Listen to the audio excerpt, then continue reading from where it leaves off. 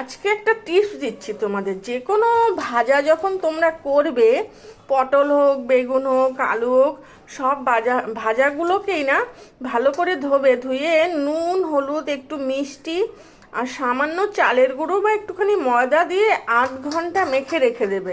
তাতে দেখবে সবজিটা নরমও হয়ে যাবে এবং তেলও কম লাগবে রান্নাতে, এবং তার সাথে আছে তোমার মজে যায়, সিদ্ধ তাড়াতাড়ি হয়, মানে রান্নাটাও তাড়াতাড়ি হয়। ভাজাটা সে উচ্ছে বলো, পটল বলো, বেগুন বলো, কুমড়ো বলো, যা যা আমরা ভাজা খেয়ে থাকি।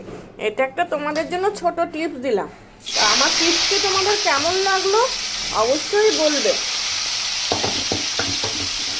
আজকে ভাজা করছি দেখো পটল, আর করব ভেজ ডাল। ভেজ ডাল করার জন্য মুগ ডালটাকে হালকা করে ভেজে সিদ্ধ করে নিয়েছি, আর কেটে রেখেছি বিনস আর গাজর।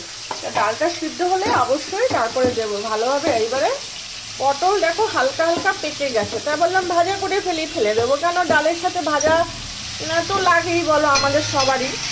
না, ডাল তো শুধু শুধু খাওয়া যায় না, কিছু একটা ভাজা লাগে। এটা তো সময় লাগবে সবাই। টাটা, ভালো থেকো।